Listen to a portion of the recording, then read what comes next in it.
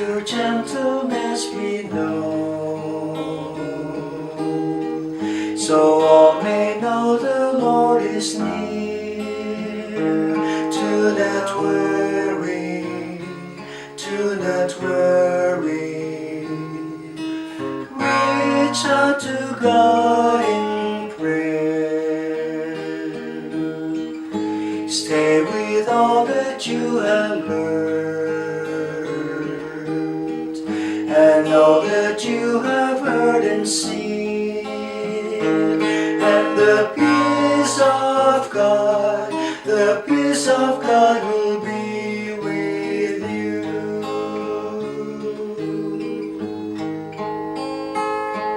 Whatever is true, whatever is just, all that is pure and pleasing, and all that is worthy of praise, think on these things.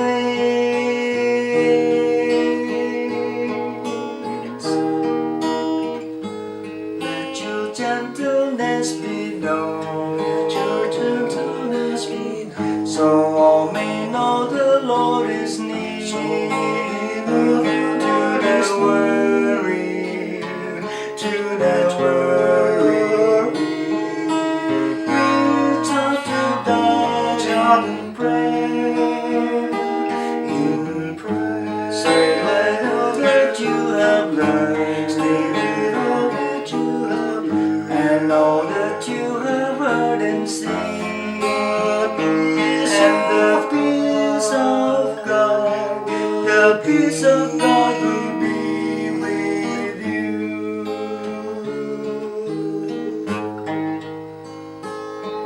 The peace of God, the peace of God, beyond all understanding, will guard your hearts and guide your minds in Christ Jesus.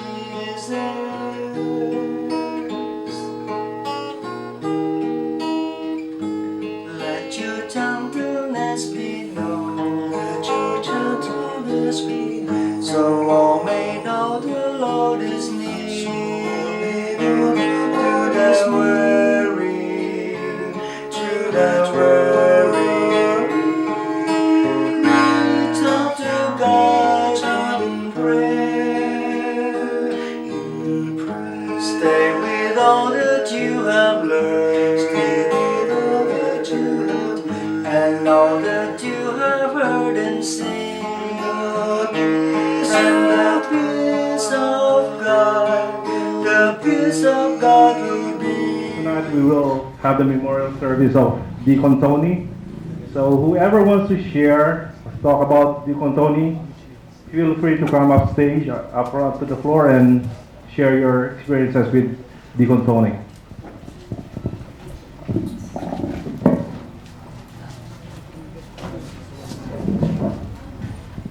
Good evening. I'm Father Thomas Long, known to everyone as Father Tom. And Deacon Tony and I were friends for 18 years. I went back to Chicago after being in California, and he and I met up, and personality-wise, we just clicked. And at that time, he was the leader of the Phil-Am choir at his home parish, St. Martha.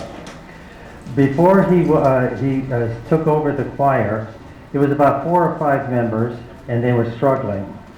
Under his leadership, it went to either 20 to 25 members, and it was truly a prayerful and musical experience, in which where it benefited the parish because it showed everybody that as far as the beauty of the Filipino culture among the Filipinos and also among the Anglos, to see or to get a taste of the beauty of the Filipino culture.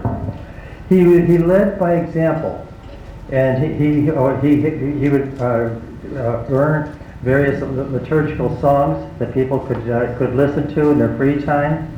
And he is, as St. Augustine said, the one who sings prays twice. Music was part of his very being, and he loved to sing. Sometimes in the car, he would have his CDs, and he would play the various liturgical songs, and he'd be singing along with them. And it was something as far as definitely from his heart. His pastor, Father Dennis O'Neill, recognized the gift that Tony had and invited him to study for the permanent diaconate, and in which he gladly accepted. And he took the studies very, very seriously. After a long day at work, he would get in the car and he would travel to various places wherever the classes were held. And on the weekends, he would do his papers, and he always would go over it and over it and over it, because he was very much of a perfectionist. And as a deacon, his ordination was an extremely happy time for him. In fact, the picture there was taken at his ordination. And the background it was at Holy Name Cathedral. And there I happened to have been the privilege of being there at his ordination, along with some of the others here. And he was elated. And he didn't use it just for himself, but also to reach out to other people. As a deacon, he faithfully prepared homilies that he would preach every other Sunday. He also would visit the sick. And one of the leaders of the Philam choir came down with cancer, and he organized a prayer service in the home with a gathering there, and he asked me to be there to do the actual anointing. And there was story after story about his compassion, his love, his reaching out to other people. And his ministry respected his inner spirituality. There wasn't anything phony about him, but what you saw is what you got. He was so genuine, his integrity was there. He had a deep love for God. The Mass was very important to him. He was very reverent at the Mass. He prayed the Psalms in the Divine Office. He prayed the Rosary every day. He had a deep devotion to the Blessed Mother, and he deeply respected the customs, both the Filipino customs and the American customs, about reverence to the Blessed Mother. And his faith was also reflected in the hospital. He and I went out to dinner on Easter Sunday, and afterwards he said he wanted to take a drive just along Lake Michigan there to see the spring buds, the flowers, and so forth. The next Sunday, he died. And he died on the first Sunday of Easter, Divine Mercy Sunday. And after a long struggle, which was his paschal mystery, his death and his resurrection. And it was interesting that he died on Divine Mercy Sunday, because it was at that time there was no doubt that God, in his love and mercy, took him, raised him up, and is now at peace and doing whatever up there. I'm sure he's quite active up there. Thank you. Butch, in a short while, you will be gone. I will be missing a very loving, caring, and thoughtful son. I still remember how well you treated me when I went to Chicago from New York during my first trip to the United States. You fetched me at the airport, gave me a tour around Chicago, and we even went to Appleton, Wisconsin, and showed me the place where you first worked. And of course, pocket money for my shopping spree at the malls. Every time you come home to Luna for a vacation, marami kang pasalubong para sa akin. When I celebrated my 90th birthday, you gave me a very beautiful and elegant dress, which I wore for the occasion. I will always treasure that dress and tell Daphne not to dispose it when I shall be gone. During your last stay in Luna, you were very much concerned about me. You asked if I have already taken my breakfast. Kunana, ma, nangangkan. These are just a few memories of the moments we were together.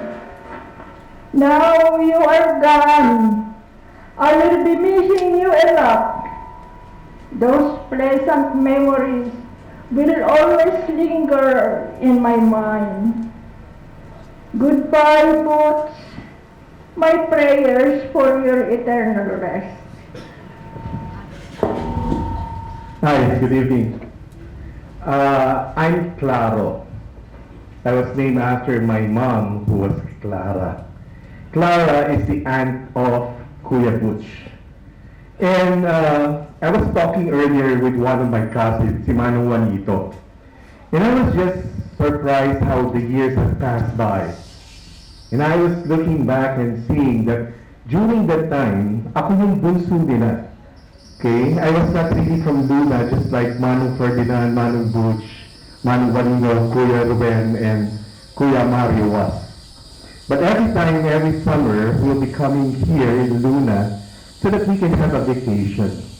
And every time we come here in Luna for 2 months at least during the break, so I'll be spending time with them.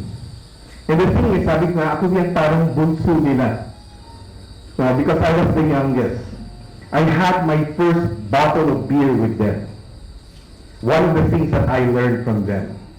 But the thing is, my son was saying earlier, every time that we come together, one thing about Kuya Butching is that magaling siya mang-asar. Alaskado yan. And the thing is, as Father Thomas said, that what you see is what you get. He's a very loving person. But before going to that loving person, I would just like to say one thing about him. He's a very resourceful person. One of the things that I remember about him was that during the time when we come here for vacation, alam natin Filipinos, we should have, we eat, 5 times a day?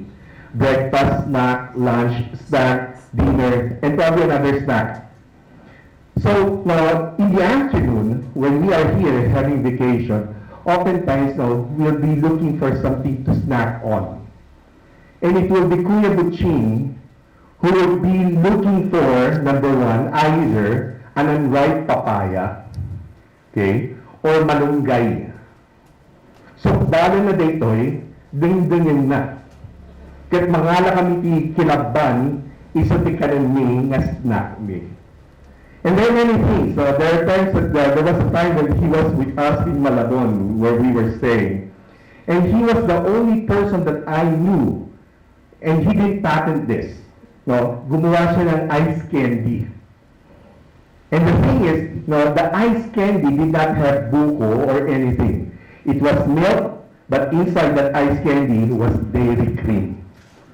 He was resourceful because that was the only thing inside the refrigerator at that time. So he prepared that, and we, his younger cousins, enjoy it tremendously. So one thing I would like to say about him is that, as Father Tom says, what you see is what you get. One thing about Kuya Butching is he loves life. Actually, this is one lesson. If there's one lesson we have to learn from him, it's that life is not counted by the number of years you spend. Life is what you make with it while you are still living. And that is what he did. A month before he passed away, we were having a conversation when one of our cousins also passed away, Samana Carmen. And when I was talking with him, he was full of life. Actually, tinutok ko siya. Because he was showing his face to me, and he has this shiner, may black eyes siya. And I tease him, sabi ko, never mess with Manny Pacquiao. Okay? But the thing is, sabi nga, life, we don't know about life. We think we know life.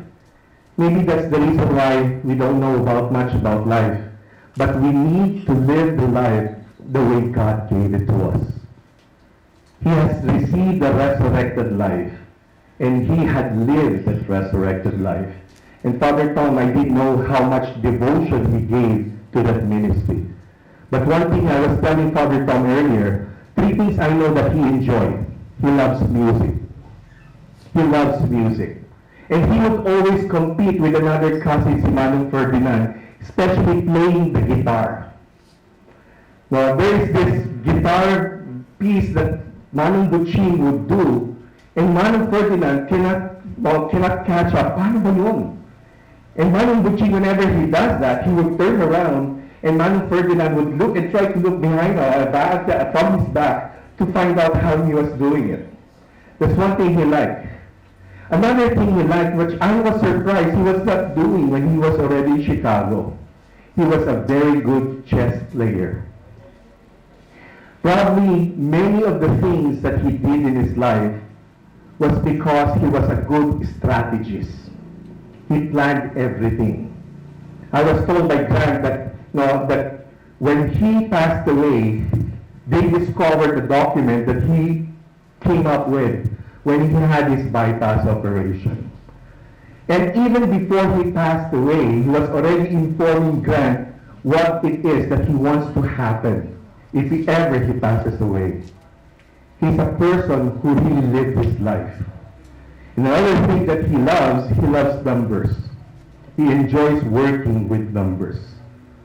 So as I've said, he may not be here anymore.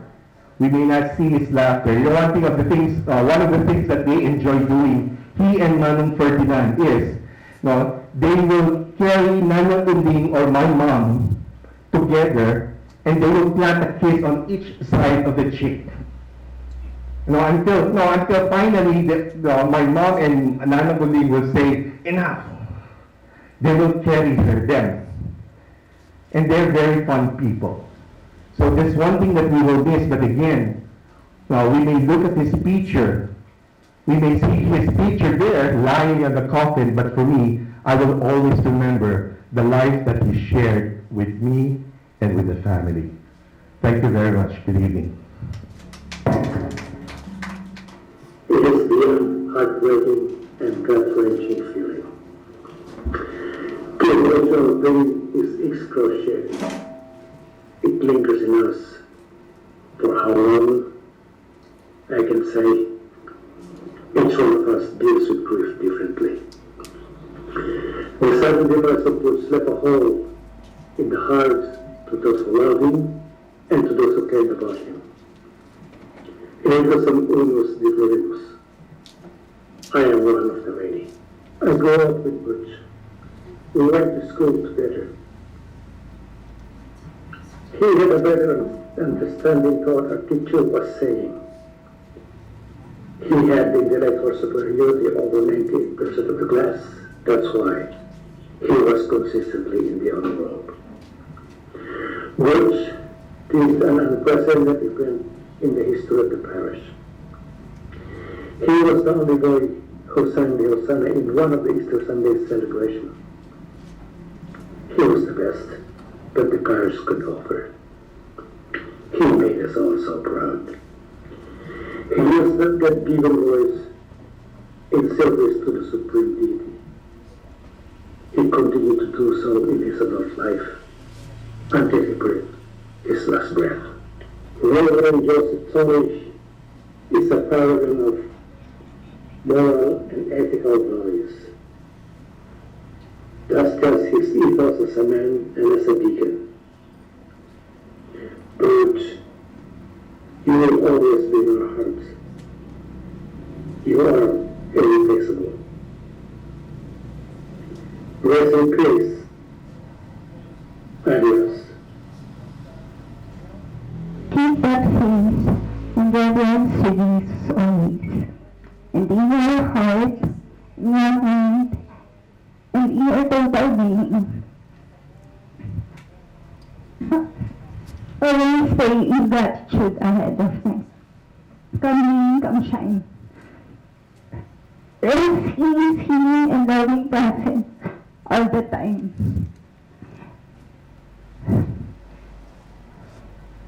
This was Tito Butch's message to me when I was in the hospital. Tito, the best value that you taught me is to be grateful always.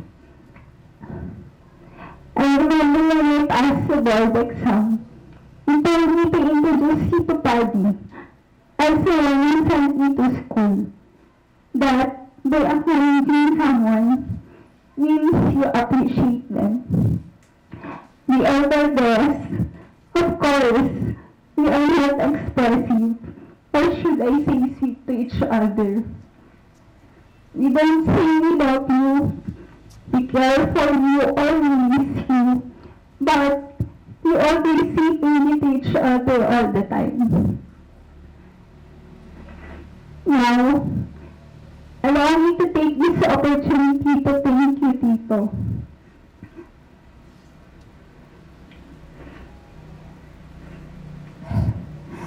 Thank you for being a brother to Daddy and Mama. Thank you for making them feel special, even just by spending time with them. Kunwari, pandang ang grocery, umapandamot gawin ang food trip, kung alam niyo na.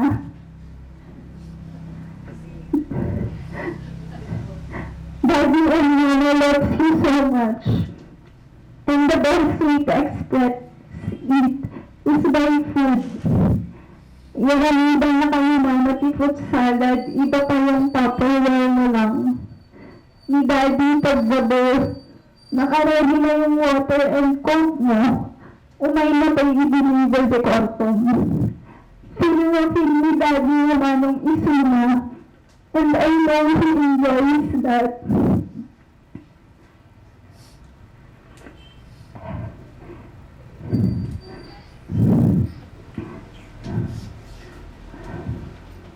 Wait lang, nawala.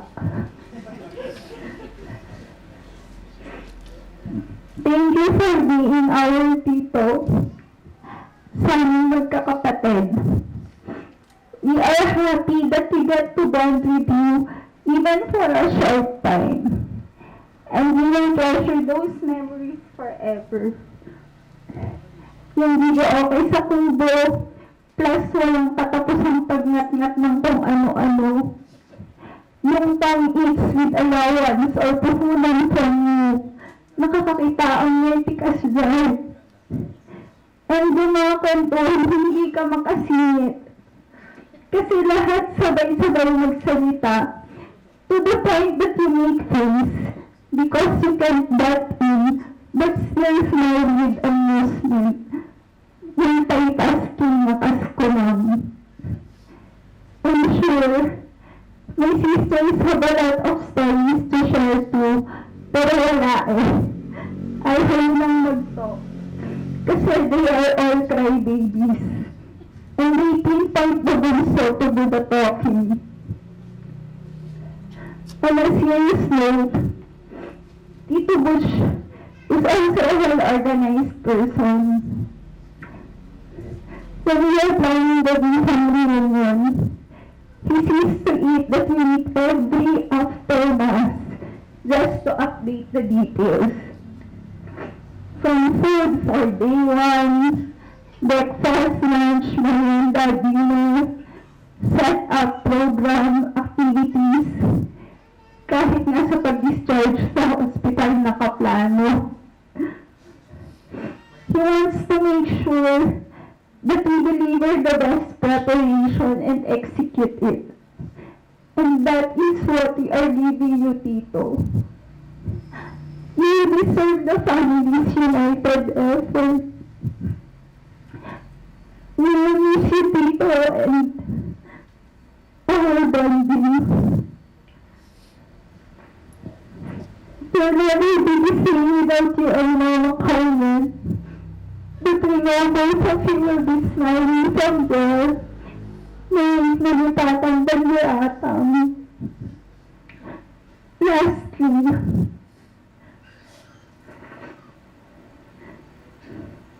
thank you, Tito, for everything that you've done for me and Rog. For appreciating Roger Pastor Valdez. You never fail in giving us words of encouragement and happy thoughts always. Like as simple as kayang-kaya yan, anak ko. When I show weakness or feel like giving up during my confinement in the hospital. Or lalo na nagsamanda at sumurot ako dyan. For expressing your excitement always each time there is an improvement in my health. I will never forget those times that you still visit me so even after you had stroke and watch mukbang together just to increase both our appetite. We will miss you a lot, Tito. And the most painful part is that you're no longer with us physically. I hope that whatever we shared within the family gave you happiness and fulfillment. They said I am strong for being able to control my emotions.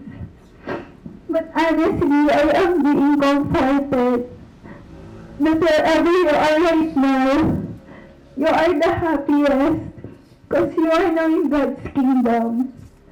No more pain and suffering. Please continue to pray for all of us here because you are now closer to Him.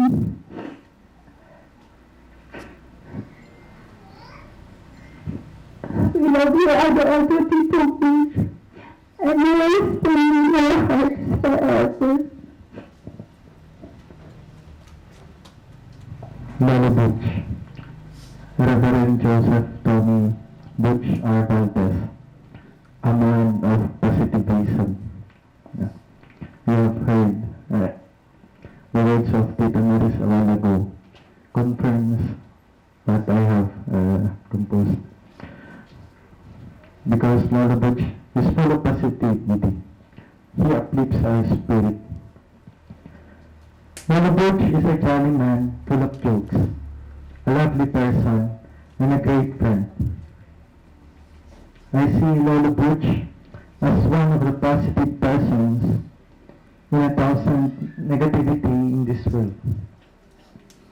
Oftentimes, we forget to be positive, and here is Lolo Butch, bringing us his bright, smiling face that calls us and uplifts our spirit to be positive always. His positivity inspires us in many ways, spiritually and mentally. We have heard from his colleagues in Chicago that through his positivity, he is able to invite people, even his cardiologists, to be part of their choir. And then he suddenly tasked every one of them to be a soloist. Lolo Butch believes in the capabilities of the people around him. I also experienced these things with Lolo Butch. Lolo Butch, he did not teach me how to sing properly, nor how to play the piano with different varieties of the style. But he taught me the most important thing, and that is to love and serve God through my passion and talent. And we can improve our talents and relations with God and with one another if we take these things positively as shown by Lolo Butch. His demise saddened all of us. We are all in grief. His mission here on earth has ended, and one of his last tasks here on earth was to go back here to the Philippines to be with us.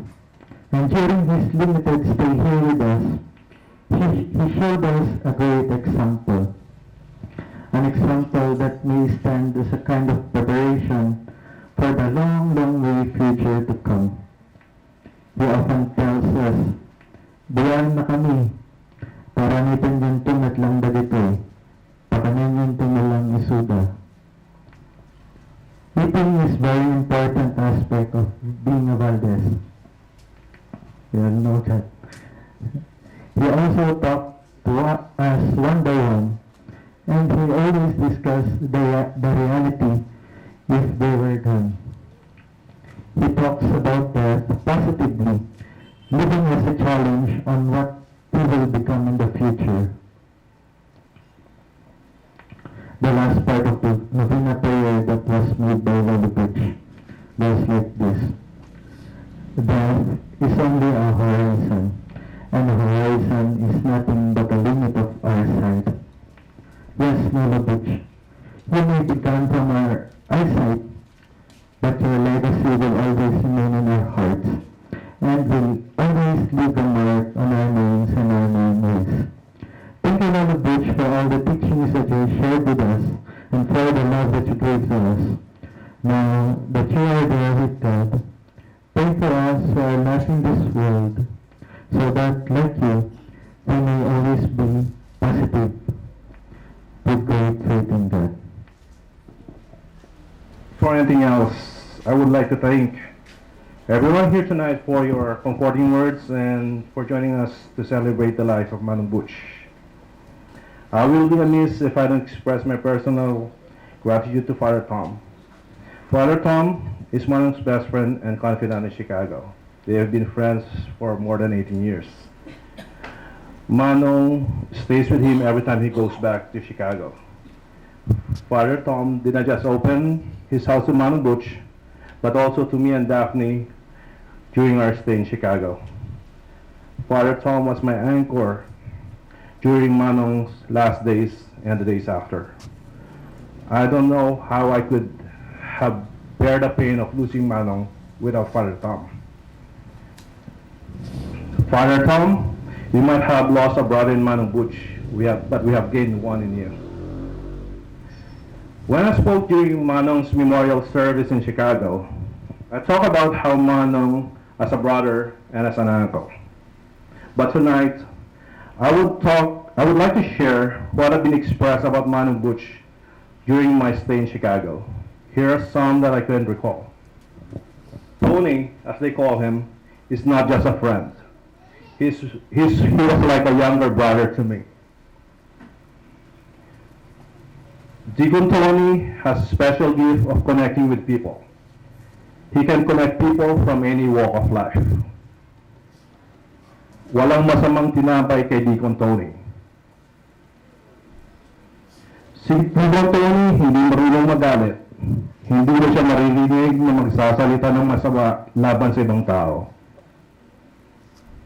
Deacon Tony helped our family during the pandemic.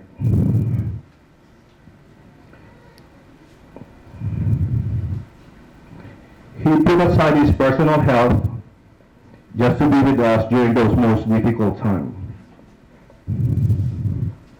He is a true shepherd. He brings people closer to church and God.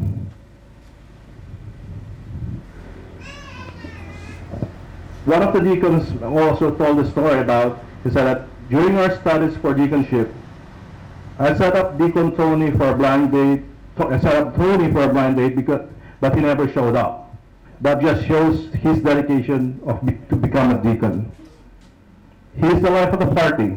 He cracks jokes, plays the guitars, swings with the group, and loves to eat.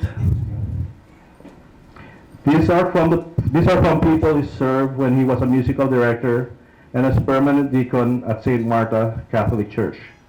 These are people whose lives Manong has touched. Manong left a legacy that will be remembered and continue to inspire. Manong, I will forever treasure all the memories we have made and all the times we spent together. Rest in peace, Manong, until we meet again.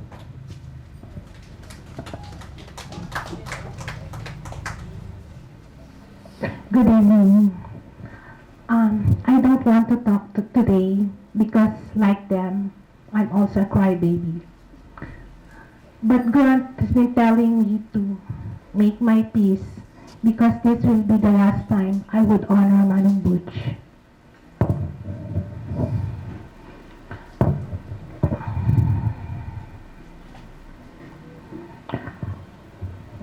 life of love and service to God and man. A legacy that continues to inspire. These are the words in his urn. I'm shaking.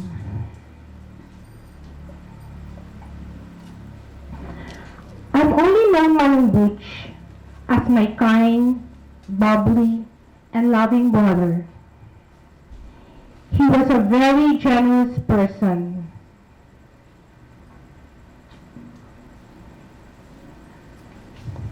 Generous in every possible way.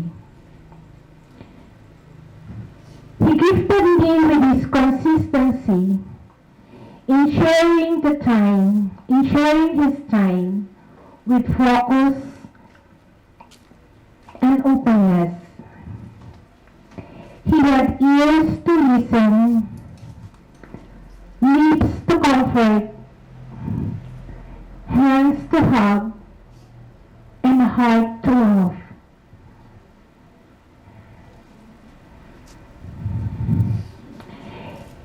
He was a person who treated everyone with equality, regardless of status. He was a person who can easily break the ice and turn the room with laughter and music. And of course, he was a person who showed great respect to everyone beyond love. But today, I'll speak about Deacon Tony, known to many as Manong Butch or Butching.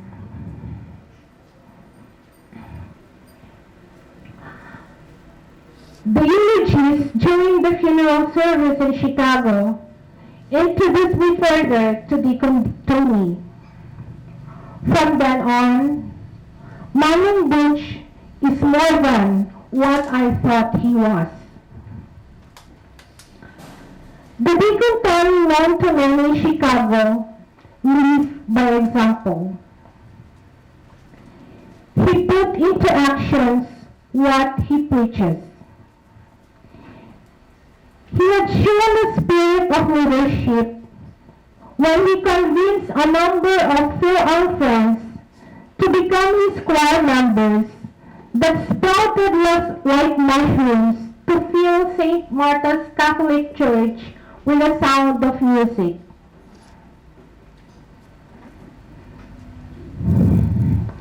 He had a loving and discreet way to lighten heavy loads even when not asked. He gradually but firmly established good ideas or attitudes in a person's mind. He left us a lesson to turn the table and humbly stay on the ground.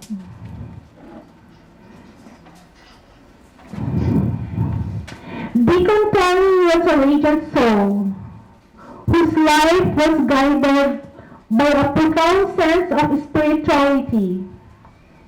His spiritual beliefs were deeply personal, born from his own experiences. I always believe that those who love don't just go away. They actually walk beside us every day. My 15 days ordeal in Chicago was tough, and Manong Butch guided me all the way. Please allow me to share not so long story after he passed away, when I hope in the Lord alone and renewed my strength. I was still in Taiwan when several missed calls from Manong Paddy came in. Grant had several too. Scared and exhausted from the nighttime silent weeping, I got up from bed to witness the final hour of Manong Butch. I was suppressing my emotions so not to be heard by my colleagues who were with me that morning. Our travel agent helped me arrange my flight to the United States the next day. Father Tom, Manong Butch's good friend, is God sent guardian to us. He accompanied Grant to pick me up in the airport and drove us to his place, where Grant and I were welcome as real siblings. The next day, Father Tom brought us to the funeral homes to see Manong Butch. I was broken-hearted. I cannot contain myself from crying as I touched his hands with so much regrets. I remember one morning when Grant and I decided to take a walk along the lakeside, just 2 blocks away from Father Tom's apartment. We were both seated in the park silently until Grant burst into tears, recalling Manong's last day in the hospital. We were grieving badly as we looked at the endless lake surface, but Manong Butch came to comfort us. He made us feel his presence.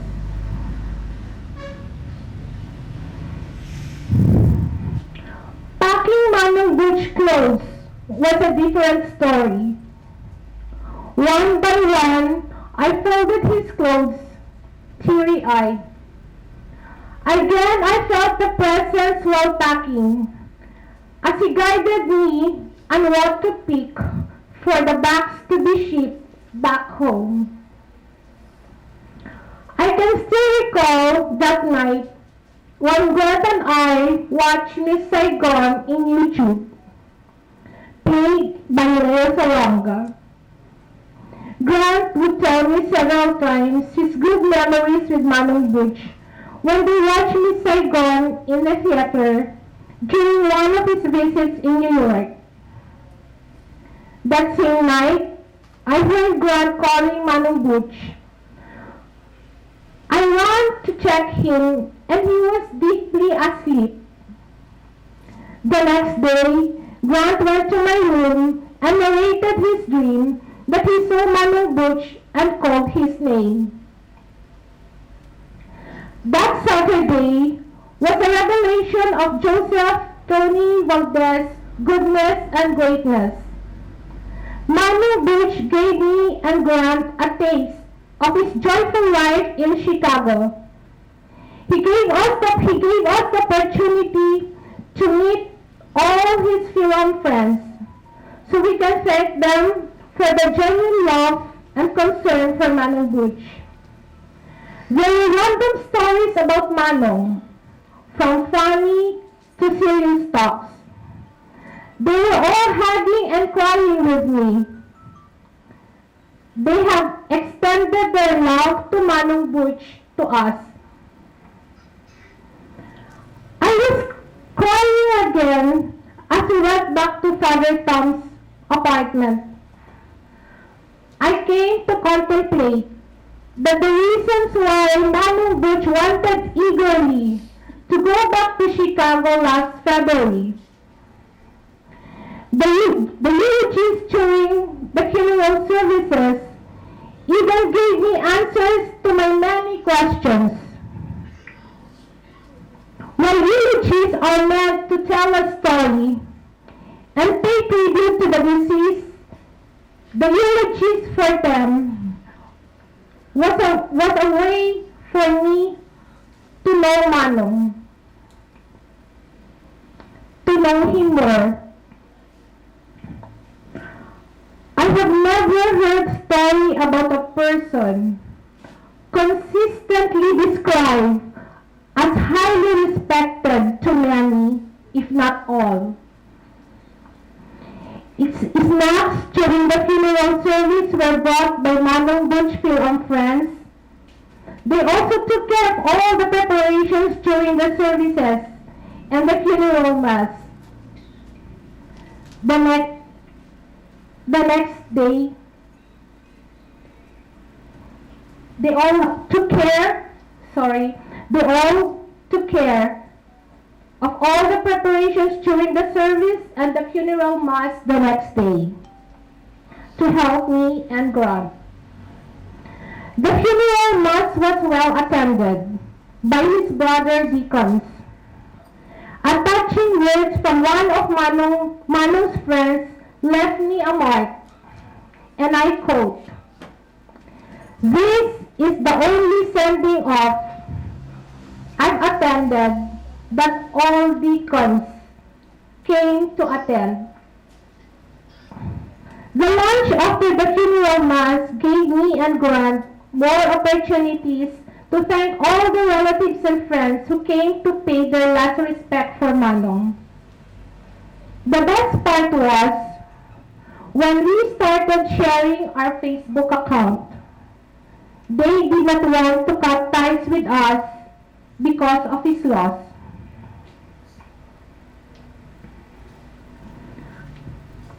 I would also like to mention that few of friends of Manong Butch are now watching my Facebook Live, as they were also looking forward for my updates to be shared to their group chat.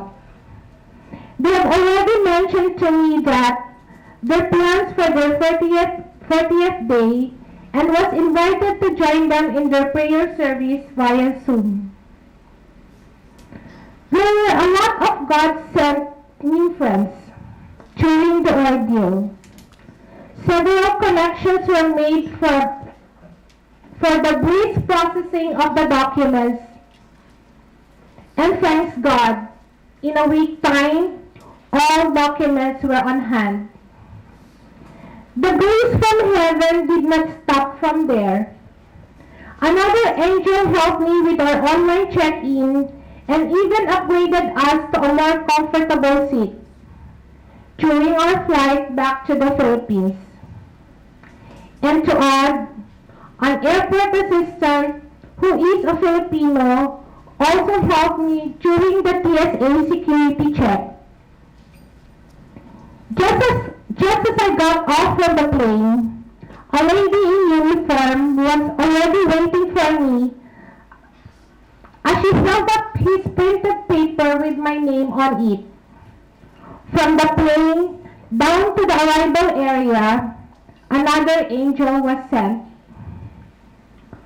My Manong Butch never left me and Grant during the process, and I am not surprised. No matter how busy he is now with St. Peter, with Dad, with Mama Maria, together with the deceased relative, he always made time for us he cared about and showed us that family always comes first. And so, we are home, Manong Butch, together with Father Tom.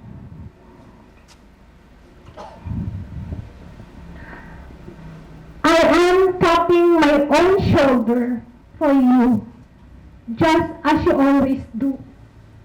And imagine that you are smiling at me with so much pride and respect.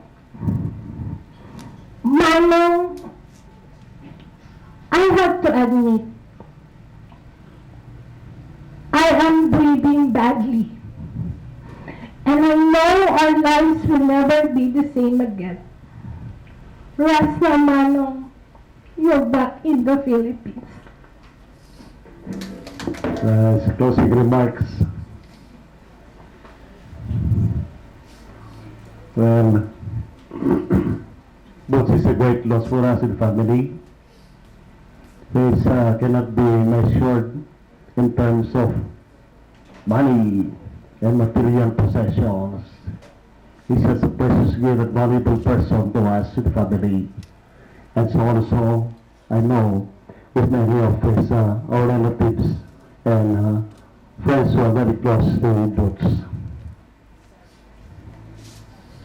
I appreciate very much the strength of the spirit that those who shared eulogies tonight have manifested with song. Akala ko mangiyak-iyak yung mga mag-share ng eulogy nila. I heard all of those summary stories and eulogies for Butch, and I believe the best eulogies come from members of the family and close friends. Why? Because they're the only ones who know the person, the dead person. Eulogies from families are full of emotions and sentiments. We always cry during eulogies. I hope that I will not, my spirit will not fail tomorrow when I deliver my response during the funeral mass of Butch. Well, you've heard all of those sharings. There's not much for me to tell about Butch. In fact, we speak about the praises of Butch tonight. Something that we has already heard in the past. When we talk in the family, we always share our praises. Or we also criticize our own mistakes and misgivings, failures as part of our family. We enjoy to discuss, to debate. We enjoy also our laughters and our sharing of good memories with each other, with feelings. Eulogies from the family straight from the heart. So if you compare eulogies also, as mentioned by Daphne and Grant regarding those friends of Butch in Chicago, I also heard them, those eulogies, very beautiful eulogies. Seems that to them, Butch was not just a deacon. So when we say deacon or reverend, we reflect about some kind of title of honor. Yan. Reverend Father, title of honor. But to them, to those people in Chicago, whom Butch has encountered throughout his life, he's just like to them a different kind of person, which is not just a deacon. He's a friend, he's a brother to them, he's a member of their family. And I think it was going to mention a little shepherd to the little sheep that he served pastorally. So it's not just a matter of being a human relationship with them as a person to person. It's also a matter of spiritual relationship, and that is most important.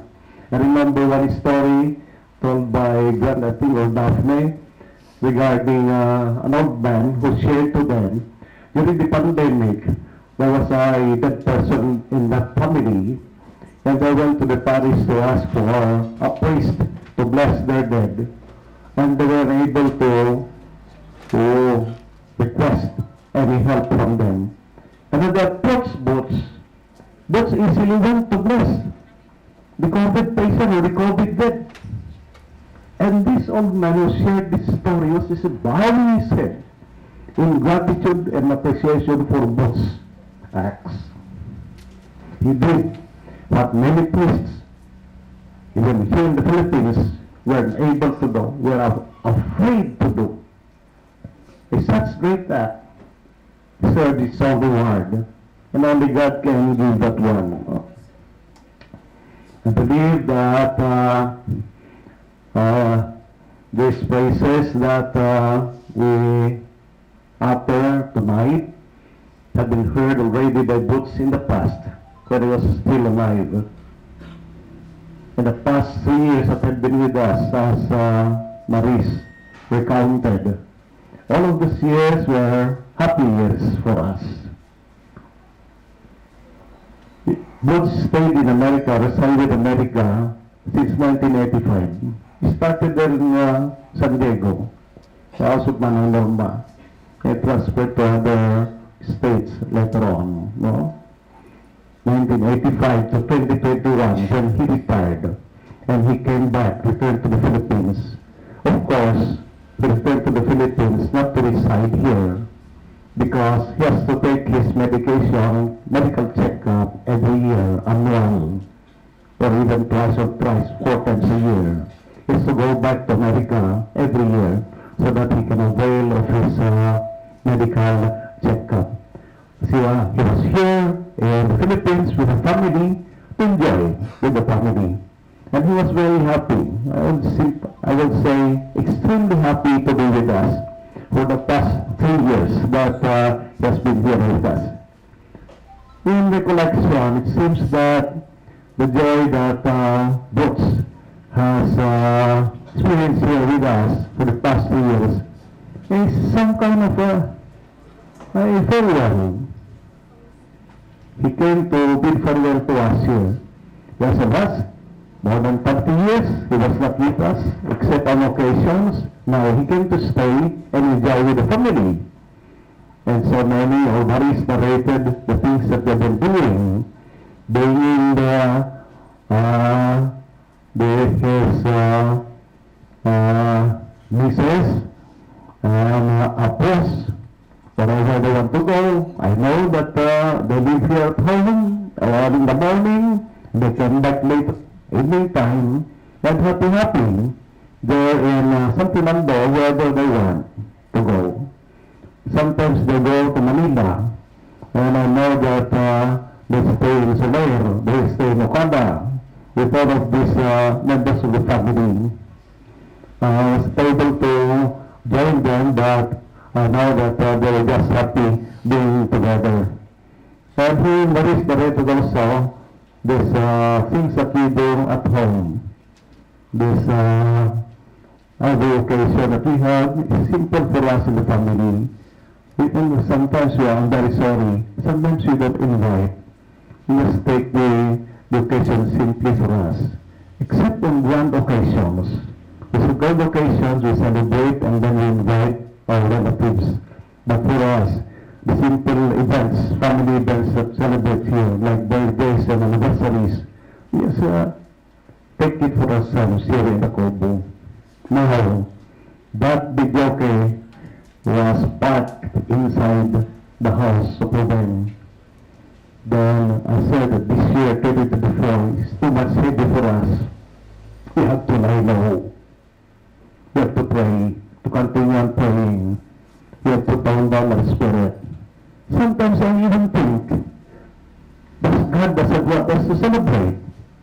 Or is God tired with our celebrations? Pista kayo ng pista dyan. Yeah. Kung minsan, papasok sa isip na yan, yung spirit of reflection. So, pass us to tone down or lay low for a while. So we are apologize to our relatives and friends and for missing for a while from society, from community. Of course, you will see us going to church and you will see us everywhere, but not so much as we have shown ourselves family in celebration for the past years. The life of Butch is summarized in the description that we placed, we inscribed in the urn.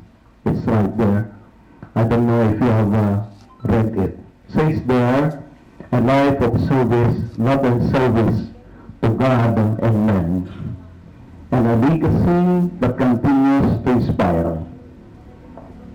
And we are glad to reflect on that summarily as the life of Butch. The last part of that I want to share, in this last few years, 3 years that we've been gathering together in the family after our retirement 2021. I retired as from active priestly ministry 2021. It was also the retirement of Butch from his work.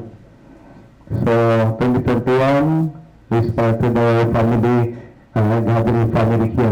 One of the things that I talked with Butch is that I'm older than him. When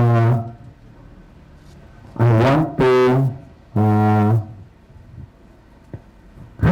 hand over managing the family to him.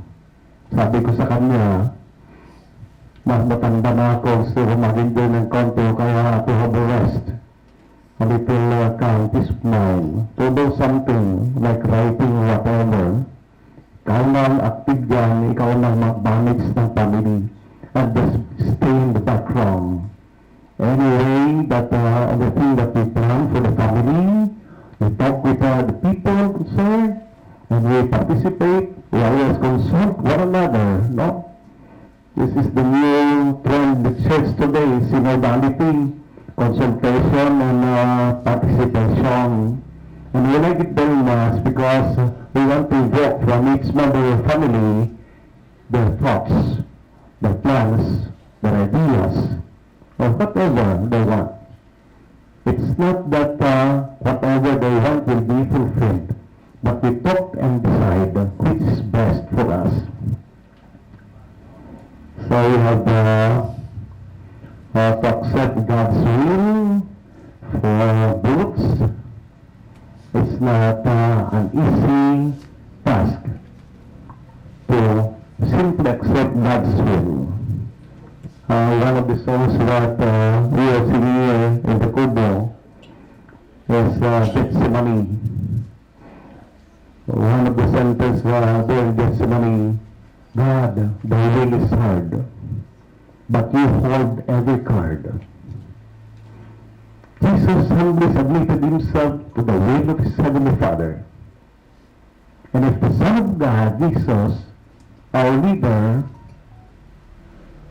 gave us that example, when we are blessed if we are able to emulate the example of the Lord Jesus Christ, humble acceptance of the will of God, no matter how difficult it might be. One thing that we do not know,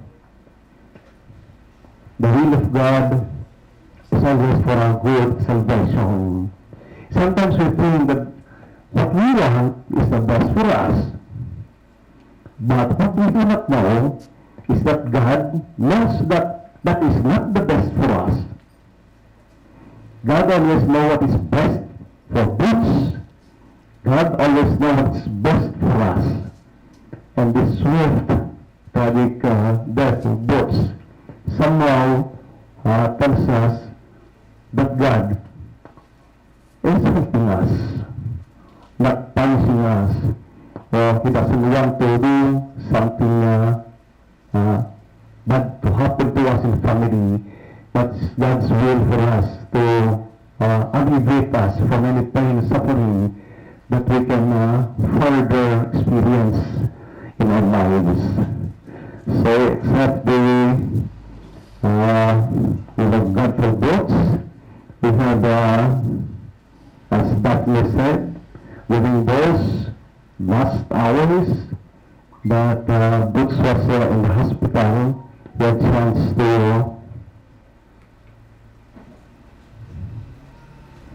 talk to let him hear our last words of farewell. I asked Grant to put the cell phone near the ears of Butch so that whatever any member of the family would want to speak for the last time, that Butch can hear. The last sense that will be lost for us human beings is the sense of hearing. Even 1 hour after the person is dead, he can still hear what you want to say to tell him. So when you are dead and you want to say something, you can approach him and tell him, near his ears, and he will hear you what you want to convey for the last time. And not so many words were spoken during those last hours, but so many crying. Sangi dagiti agsir ang makasao. Well, sometimes in the abundance of the heart, we speak a lot, but when the heart is heavily laden with grief, you cannot speak much. You just have to cry. I hope that whatever feelings you have inside, the pain, will be released by your crying. And that is an experience that each and every one of us, I think, has tasted in his life. A last thing that I want to share. There is a child bell that the friend of Grant gave to be brought here to the Philippines for boots. It is hanging there in our kubo. If you want to hear that one, it says here, and I will read it. A limb has fallen from the family tree that says, grieve not for me. Remember the best times, the laughter, the songs, the good life I lived when I was strong. And that was Butch. We bid farewell to him, and all those memories remain in our hearts and our minds. Of course, we do not want to bog down in the past. We want to move on to the future. We still life to live. We lost a valuable person, family, and as I said, the loss that cannot be measured with money, material possessions. All those memories are kept for us to remember. But last word for the family, I've been telling, we have to move on. There is still a future, some young people in the family that must grow and develop. And I know that Butch is always there to inspire us. Butch will always be there to remind us of something that's good. Lesson that we have learned from him through his life example. So instead of saying farewell to Butch, you can simply say, long live in our memories and in our hearts. Long live Butch, Reverend Deacon Joseph Tony. Thank you very much. Sorry, Manong, since I know you have already made your response, but Gabriel and Maureen would also want to share. They do not want to miss this chance to share their inner thoughts for Manong Butch. Gabriel, would it be Maureen or Gabriel or the two of you together? Lolo Butch, I am here standing in front of you to share how lucky I am to have my Lolo Butch. Lolo Butch is a loving Lolo. He is a man who sacrifices and works hard for his family. No words can express how close we are to each other. Lolo Butch is a very supportive Lolo. He always supports and cares for me at all the time. Na kung di ka agay-ayang, tata baka agsawit ka, those words are still inside of my head.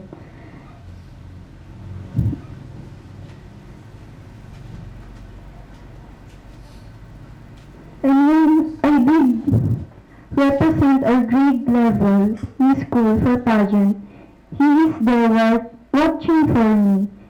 He watched me achieve every milestones in my life. Lolo Butch is not just a great Lolo, but one of the best Lolo I ever had. Even if I'm in my bad mood situation, he changed my mind. Lolo Butch, please don't forget me. I will miss the memories we shared together. Singing, dancing, and making TikTok videos. Thank you, Lolo Butch, for being a good Lolo, Even if it's a short time, you stayed by my side. I will miss those compliments, Lolo. Those, nagpintas tayo apo ko. Dati tikapuntasak na ako. Ate, favorite ko nga ako. And more. Hindi ko kakalimutan yung words na lagi nang ginagaya sa ni Lolo. Kung nasan ka man ngayon, I hope you're happy. You can rest now and fly home, my Lolo. Hello. So, hindi ako ready sa unexpected. But even I had a short time meeting Lolo Butch, especially when he arrived during 2021. The first thing I told him, wait no. When we got back to Luna with Lolo Butch, after this side of the house was built for him, I told to Lolo, Lolo, pwede ba ako dyan natulog ngayong gabi? Meanwhile, Diego was also telling Lolo if he could sleep there. But since he loved us both, he agreed for us to both sleep there instead. I had a lot of good memories with Lolo Butch, especially the times when me and Lolo Butch were teasing Tita Duff for not knowing my crush's name.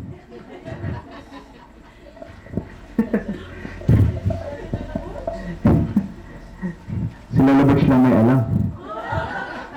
Full name, age, date, birthday.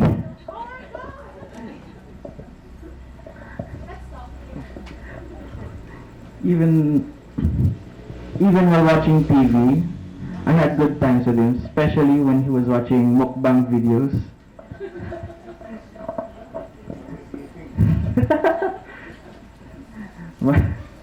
Sorry. Lolo Butch was watching Korean food one time. I entered his room and I told him, Lolo, what are you watching? He's told me, oh, I'm watching food videos. Do you want to watch? Of course I watched. Lolo Butch loves to eat as well, like as me. But I also want to cook. When I was looking for pictures of Mamang Carmen during her funeral, I saw a picture of Lolo Butch cooking food happily. When I saw that image, it touched my heart. It's like telling me that to follow my passion to cook for others as well. He also loves music as well. As much I do not think of myself as a good singer when I first heard Lolo Butch sing. But as much it encouraged me to sing once again for others. Yun lang, wala ako.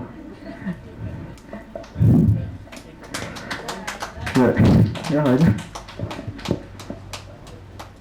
My precious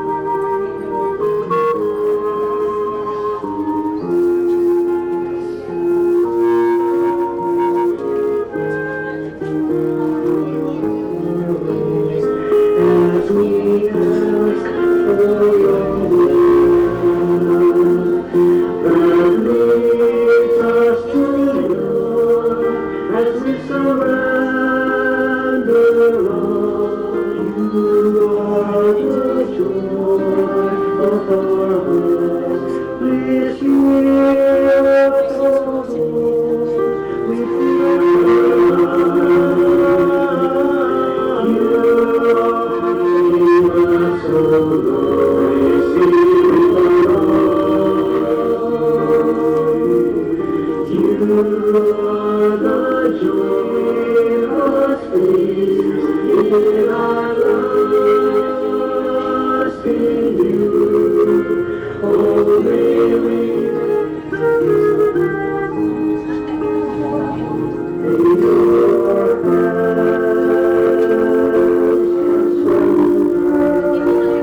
your peace, your